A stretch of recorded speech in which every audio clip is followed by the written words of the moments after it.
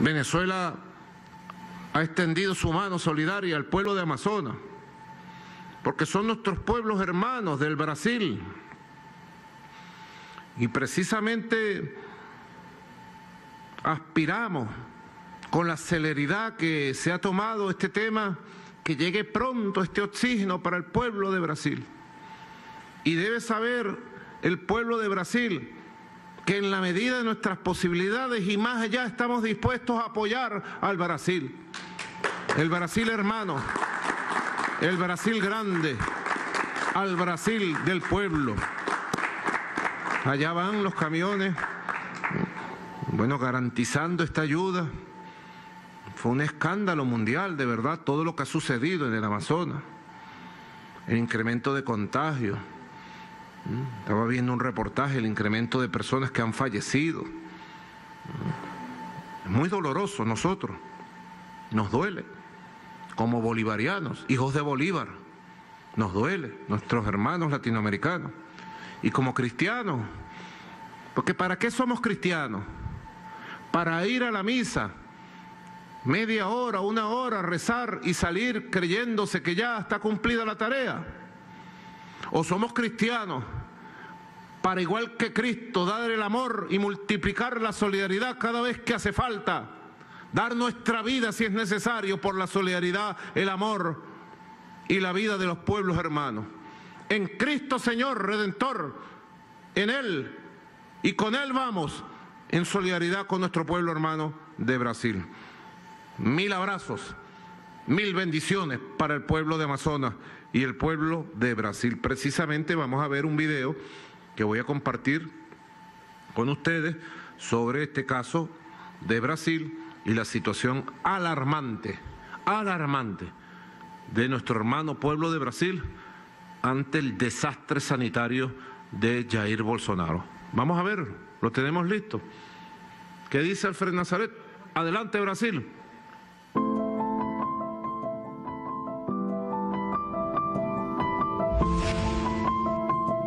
Además del aumento de los contagios, Brasil enfrenta dificultades sanitarias para hacer frente a esta mortífera pandemia.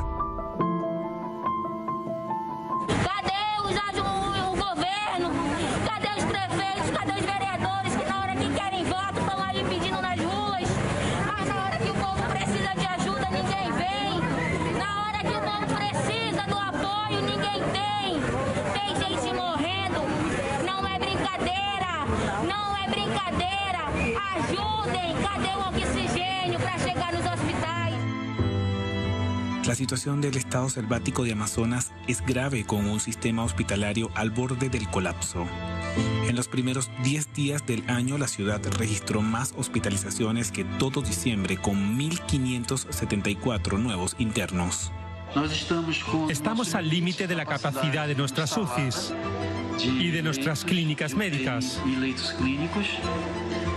Estamos batiendo todos los récords internacionales en estas áreas.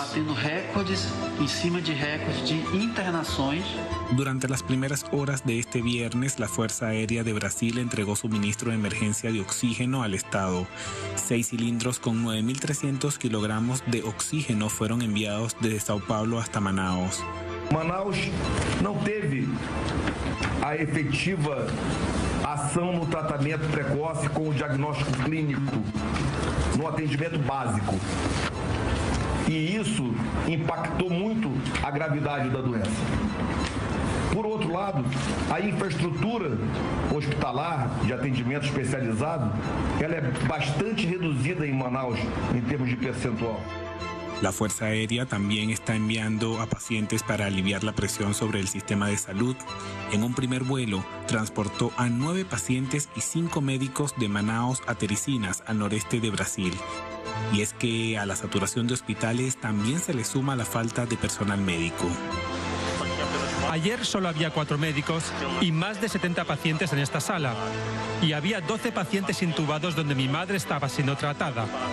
El gobierno de Amazonas estableció un toque de queda en todo el estado desde las 7 de la noche hasta las 6 de la mañana.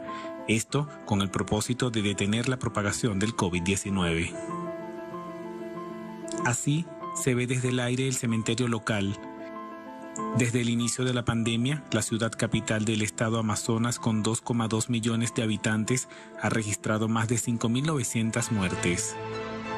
Brasil sigue sin aprobar el inicio de la vacunación masiva contra la COVID-19, algo que las autoridades de Manaos confían que ayudará significativamente a bajar los números de contagios.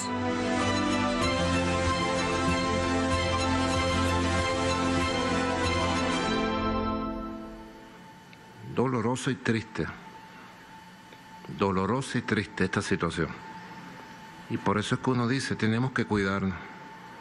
Y en la medida de nuestras posibilidades, humildemente, ayudar a nuestros hermanos pueblos de Brasil, del Caribe, del ALBA. Por eso es que en el ALBA hemos decidido, frente a la rebatiña de las vacunas mundial, una guerra geopolítica por la vacuna. La Organización Mundial de la Salud ha dicho que el 95% de las vacunas a esta altura han caído en las manos de 10 países. Quiere decir que hay 190 países del mundo que no han tenido derecho a tener la vacuna. Los países de América Latina, el Caribe, África, Asia. Hay un monopolio de las vacunas que desnuda el sistema mundial injusto, desigual que existe. Por eso el ALBA ha decidido crear un banco de vacunas, un banco de medicinas, un banco de instrumentos de diagnóstico, PCR, prueba rápida.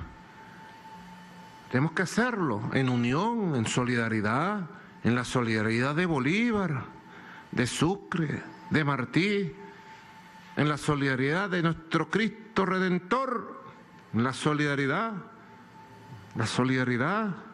Este mundo no se va a salvar con individualismo, con mezquindad, con egoísmo, se va a salvar con unión, con solidaridad, con más humanismo. Esa es la verdad, el humanismo cristiano, el humanismo bolivariano, que nosotros llamamos en Venezuela el socialismo del siglo XXI. Precisamente, vamos a ver a Colombia. Colombia ha tenido un repunte brutal. Nosotros hemos estado alertas en la frontera, sobre todo en la frontera con Cúcuta. El reporte en Colombia ha sido brutal y es importante que estemos bien informados, porque este programa lo ven mucho en Colombia, y en Colombia tapan la información sobre la verdad de lo que está sucediendo. Para que los colombianos se enteren de la verdad de su país, vamos a pasar este video. Adelante.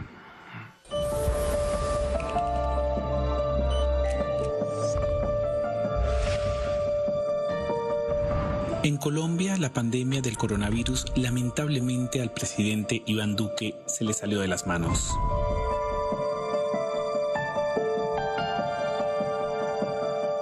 Este país superó por primera vez los 20.000 contagios diarios por COVID-19 con un récord de 21.078 casos.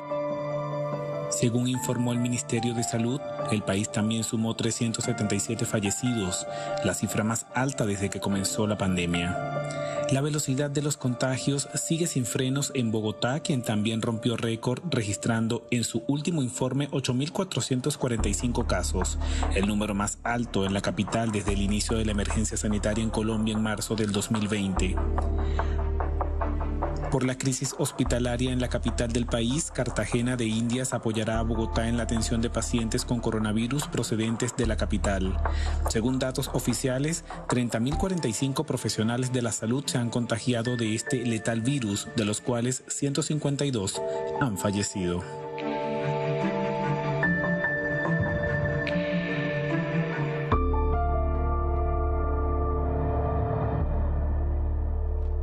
Sigamos nosotros nuestra batalla.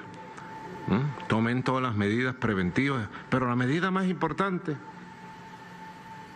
eres tú, compatriota, que me escucha. Eres tú. Son ustedes, familia. Eres tú, mujer. Y también eres tú, joven. Eres tú, niño y niña, que me escuchan. Las niñas y niños. A ustedes va mi mensaje. Esta pandemia llegó Nos hemos cuidado colectivamente. Y creo que el método venezolano 7+7 ha funcionado y es el método pertinente para abordar la vida en pandemia todos los meses de lo que esto dure, todo el tiempo de lo que esto dure. Este es un método correcto. A mí me propusieron en la comisión presidencial arrancar el año con 14 días de cuarentena. Y yo dije, vamos a probar el 7+7, vamos a continuar con el 7+7. Como dice la canción, aquella canción, Cilia, no deje camino, ¿cómo es? No deje camino para coger por vereda. Dice, no deje camino para coger por vereda. Este es nuestro camino, el 7+7. 7+7 es nuestro camino. Es nuestro camino. Y debemos nosotros perfeccionarlo. Pero yo le pido que la única forma que esto es con un gran esfuerzo de voluntad. Un gran esfuerzo de voluntad. Respetando las normas. Ahí está estipulado quiénes pueden salir en los 7 días de cuarentena. Está bien estipulado. Si a usted le toca salir para su trabajo, porque está en las áreas priorizadas de trabajo, si le toca salir para hacer alguna compra importante para su familia, salga bien protegido, compadre y comadre. Salgan bien protegidos. Vayan seguros y vuelvan seguros. Miren que sí se puede vivir, se puede activar, se puede hacer de todo, como lo dije precisamente esta semana, que está terminando el martes 12 de enero, me tocó ir a la Asamblea Nacional, a la nueva Asamblea Nacional electa por el pueblo, para presentar mi memoria y cuenta ante el órgano legislativo del país como mandata la Constitución. La Constitución dice que a los 10 días de instalada la Asamblea, el presidente de la República debe presentarse para dar memoria y cuenta del año anterior de manera constitucional, así dice. Allí llegamos, Silvia y yo, vestidos de azul los dos, da suerte el azul. Llegamos allí, el color de San Miguel Arcángel que nos protege, nos bendice. Presenté informe sobre todos los asuntos de interés del año 2020 y sobre todo la visión de futuro, hacia dónde vamos. Convoqué a la unidad nacional, a la unión de todos los venezolanos y venezolanas, para el esfuerzo de la recuperación económica, para el esfuerzo de la batalla contra el COVID, para el esfuerzo de la educación pública, de la educación de nuestros hijos, hijas de los niños y niñas, para el esfuerzo de la unión de la familia venezolana, por la paz, por la seguridad. Ahí quedó plenamente establecido que el camino de Venezuela es el camino de la democracia, de la libertad, de las elecciones. Tremendo acto, realmente impactante. Ese encuentro después de 5 años, 5 años después, esperamos con paciencia, que llegara este día. Y yo sabía que este día iba a llegar. Por eso, cuando llegué a la Asamblea Nacional el martes, dije, llegó el día. Este era el día que esperábamos, el camino de la recuperación de la Asamblea Nacional con el voto del pueblo. Que iba a llegar el día. Y llegó el día. Con paciencia, como nos caracteriza a los bolivarianos, a los chavistas. Paciencia histórica, con fe en nuestro camino, con confianza absoluta, bajo el manto sagrado de nuestro Señor Jesucristo. Ahí llegué, ahí entré y di mi informe. 3 horas 20 minutos duró el informe. Unos dicen que fue largo y otros dicen que pudo haber sido más largo, pero fue completo. Hice un esfuerzo con todos los equipos de trabajo, la vicepresidenta ejecutiva, el vicepresidente Alfred Nazaret de comunicación, un esfuerzo para resumir tantas cosas, ¿verdad? Ahí en la Asamblea Nacional. Saludé a todos los diputados y diputadas. Estaban los diputados y diputadas líderes de los partidos políticos de la oposición. Les dije, prepárense que vienen las elecciones. Este año vienen las elecciones para gobernadores y gobernadoras. Llueva, truene o relampaguee, en Venezuela este año hay elecciones de gobernadores y de gobernadoras, como debe ser, y luego elecciones de alcaldes y alcaldesas, y en el 2024 elecciones presidenciales. Esa es la Venezuela. Esta, la Venezuela constitucional, democrática, bolivariana, libre, soberana, independiente. Esta es Venezuela. Y nuestro triunfo siempre tiene que venir por el camino de la libertad, de la participación, del voto, de la conciencia cívica, de la conciencia nacional, de la unión nacional, sobre todo en este año, que es el año de Carabobo, el año de los 200 años de aquella inmensa victoria del Ejército Libertador, con Bolívar al frente, con el negro primero. Este es el año del negro primero, el año de Bolívar, el año de Carabobo, Carabobo 200. Por eso les digo que me sentí muy feliz de ir a la Asamblea Nacional. Saludé a su presidente, el doctor Jorge Rodríguez Gómez, a su primera vicepresidenta, la doctora Iris Varela, a su segundo vicepresidente, el diputado Didalco Bolívar, a su secretaria, la secretaria Rosalba Gil, secretaria de la Asamblea Nacional, a la subsecretaria. Saludé a toda la Junta Directiva. Fíjate, la Junta Directiva de la Asamblea Nacional, como vemos en imágenes, está conformada por 5 miembros.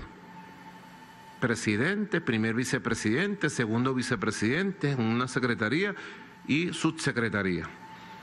De los 5 miembros, 3 son mujeres. Primera vez en la historia de que la mayoría de la Junta Directiva del Poder Legislativo son todas mujeres. 3 mujeres. Impresionante, de verdad.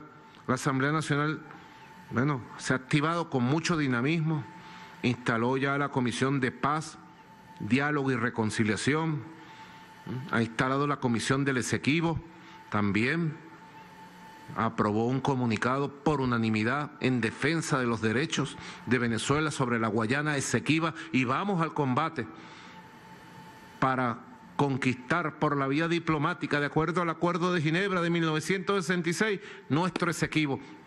El sol de Venezuela nace en el Esequibo. Es la consigna del corazón de todos los venezolanos auténticos, de todas las venezolanas auténticas. Así que esa Asamblea Nacional, mire, ahora vienen la etapa de las leyes, la etapa del diálogo nacional, la etapa del nombramiento de las instituciones. Le toca a esta Asamblea Nacional nombrar al nuevo Consejo Nacional Electoral, como manda la Constitución.